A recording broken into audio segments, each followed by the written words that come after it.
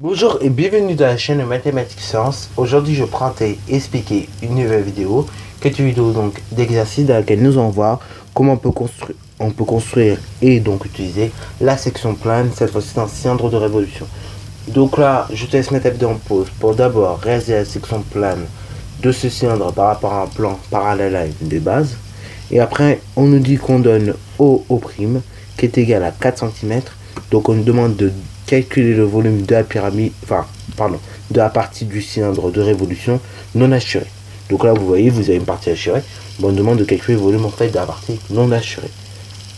Sur ce donc, correction. Première partie, donc on va construire la section plane du cylindre par rapport à une base.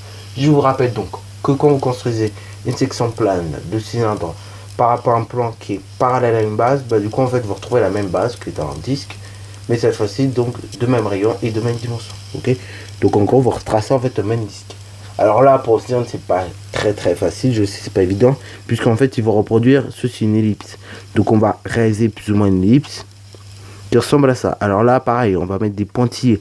Donc là je vais m'y prendre au stylo, bien évidemment chez vous vous y prenez jamais au stylo, mais je m'y prends au stylo pour qu'on puisse mieux voir. Ok, donc on essaie approximativement de reproduire le disque. Ok, donc on a reproduit le disque approximativement, je dis, et du coup on a réalisé la section plane. Ok, en réalité c'était juste de compléter en dessous. Voilà, c'est pas dur. Donc là, bien évidemment, vu que quand vous coupez dans ce sens là, on voit la coupure. Forcément, quand vous êtes dans l'autre sens, vous la voyez pas la coupure. Ok, donc voilà. Bon, maintenant que nous avons fait ça, deuxième partie, on nous donne la longueur O' qui est égale à 4 cm. Donc on nous demande de calculer le volume de la partie non assurée. Donc là, on pourrait même nommer le troisième point par exemple O'1. Et donc dire que tout simplement O' appartient au segment O'1. Donc, du coup, qu'est-ce qu'on a? Du coup, on a O'1 qui est égal donc tout simplement à O' plus O'1. Ok, ce qui fait que O'1 est égal à 10, qui est égal à O' donc à 4, plus O'1. Donc on cherche O'1 qui est égal donc à 10 moins 4, à savoir 6 cm. Maintenant que nous avons fait ça, maintenant il faut se rappeler de comment calculer le volume d'un cylindre de révolution. Donc pour calculer le volume d'un cylindre de révolution, c'est le même principe que pour le prisme. Soit vous faites pi r au carré de h, ou soit vous faites tout simplement l'aire de la base fois la hauteur. Donc nous on va faire l'aire de la base fois la hauteur. Donc r de base c'est quoi? Donc on note v est égal à r de base fois hauteur.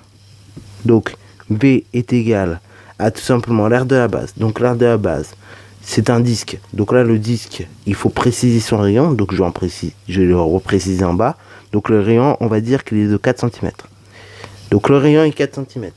Donc là du coup maintenant j'ai précisé le rayon. Vous pouvez peut-être faire l'exercice à la suite, parce que là vous pouvez juste faire la première partie avec ça. Maintenant on peut faire la deuxième partie. Donc du coup on connaît le rayon de la base, on connaît la hauteur on connaît les hauteurs des cylindres. Donc c'est bon.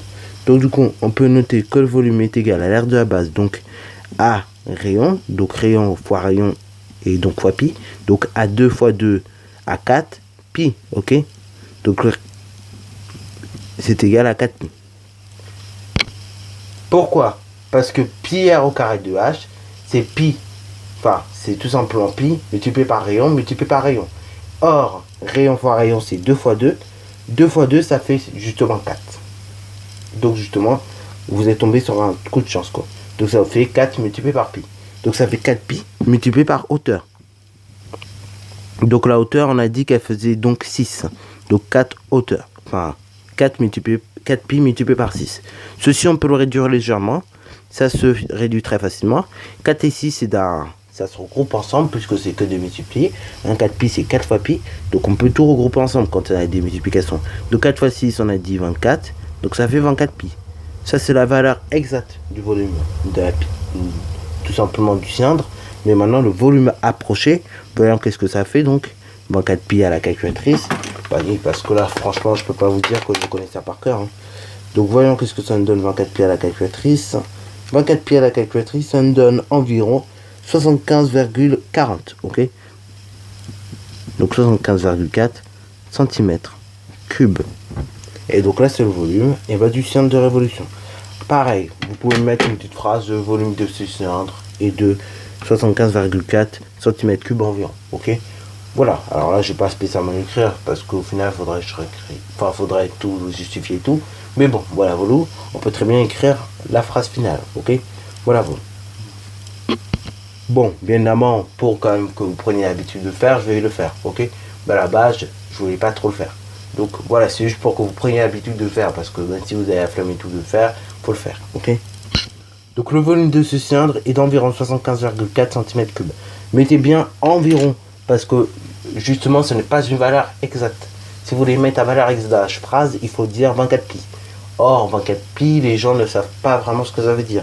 De ce cas, vous dites environ. Comme ça au moins, ça vous donne, ça donne aux gens un ordre d'idée, ok. Alors que 24 pi, bah, les gens ils savent pas quoi. Alors, ils disent bon 24 pi, ok 24 pi, mais ça fait quoi. Tu vois un petit peu le truc. Même les mathématiciens qui veulent des valeurs approchées, et ben justement 24 pi ils ont une idée, mais voilà, ils veulent une valeur approchée. Quand ils veulent une valeur approchée, ils utilisent ça. Ils utilisent environ. Donc attention, quand vous donnez un résultat approché, vous dites pas exact, vous dites environ. Sur ce, la vidéo est terminée. Comme d'habitude, si tu as bien aimé, n'hésite surtout pas à la liker, commenter, et bonne reste à toi en mathématiques et en sciences.